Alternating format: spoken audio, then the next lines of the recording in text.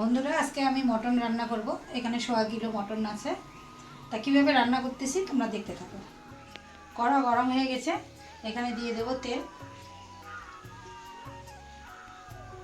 1 kilo মটনের জন্য যতটুকু তেল লাগে।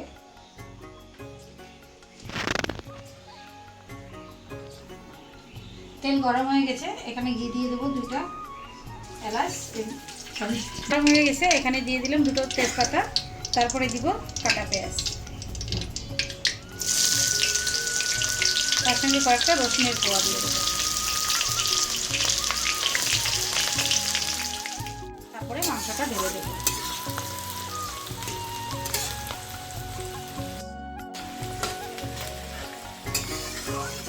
পেঁয়াজটা ভাজা হয়ে গেছে, এখন এর মধ্যে ঢেলে দিব মটনটা।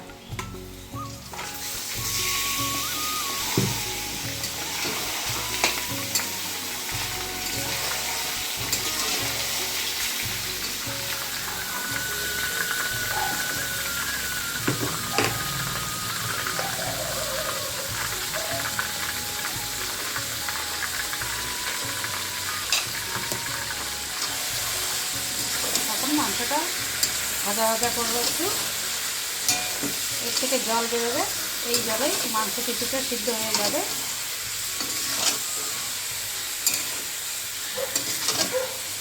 বন্ধুরা, মাংসটা এখন কড়াইতে দিয়ে দিয়েছি।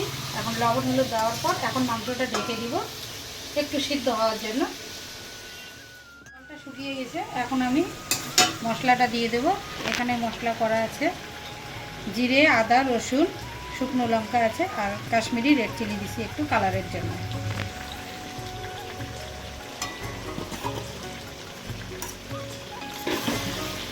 এখন মশলাটা দিয়ে একটু কষিয়ে নেব তেল ছেড়ে আসা পর্যন্ত।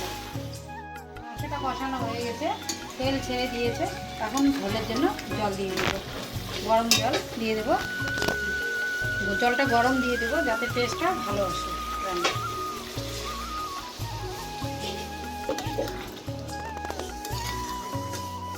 মাংসটা ফুটিয়ে আসলে নামিয়ে নেব।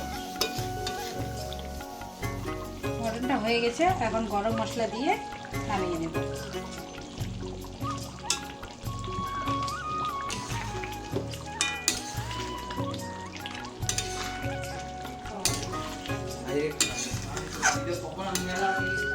আমি ঢেলে নিচ্ছি। এটা রান্না হয়ে গেছে, এইভাবে তোমরা বাড়িতে ট্রাই করে দেখতে পারো।